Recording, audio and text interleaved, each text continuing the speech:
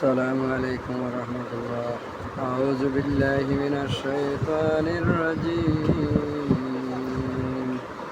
بسم الله الرحمن الرحيم.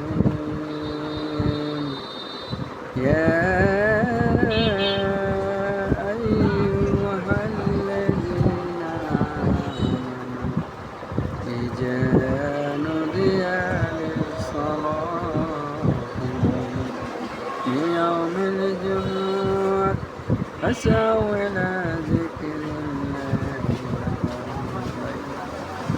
ذلكم خير لكم إن كنتم تعلمون. فإذا قضيت الصلاة فانتشروا في الأرض وابتغوا من فضل الله واذكروا الله كثيرا لعلكم تفلحون. وإذا رأوا تجارة أو لحما انفضوا إليها وتركوك قائما قل ما عند الله خير من اللهو والتجارة والله خير الرازقين. صدق الله العظيم. আসসালামু আলাইকুম রহমতুল্লাহি ওয়া বারাকাতুহু। সম্মানিত দর্শক শ্রোতা, আজকে সূরা জুমার শেষ 3 আয়াত আমি আলোচনা করছি। এই প্রেক্ষাপট হচ্ছে রাসূলুল্লাহ সাল্লাল্লাহু আলাইহি ওয়াসাল্লাম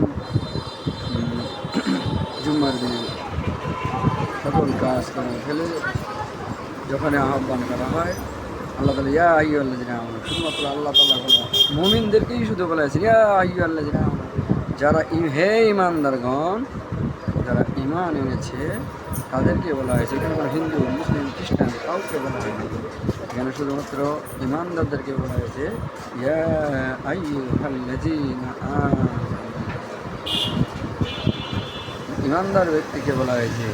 শুক্রবারের দিন যখন সালাতের জন্য আহ্বান করা হয় তখন সকল কাজকর্ম, খেলাধুলা, ক্রিয়া, কৌতুক মহান আল্লাহ তাআলা বলেছেন এই দিন যখন সালাতের জন্য আহ্বান করা হয় সবচেয়ে ক্রিয়া, কৌতুক, ব্যবসা বাণিজ্য সবচেয়ে উত্তম সালাতের দিকে যাওয়া।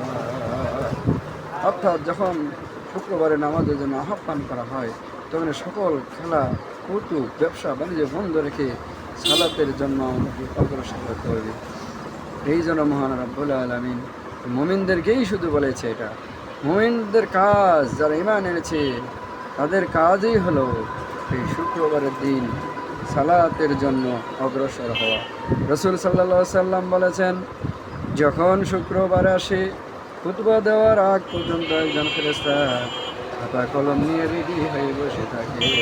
সর্বপ্রথম যে প্রবেশ করে তার আমল নামায় একটা উট কুরবানির সওয়াব লেখা হয়, তারপরে যে প্রবেশ করে তার একটা গরুর সওয়াব লেখা হয়, তারপরে যে প্রবেশ করে তার ছাগলের করা হয়, তারপরে যে প্রবেশ করে তার ডিমের করা হয়।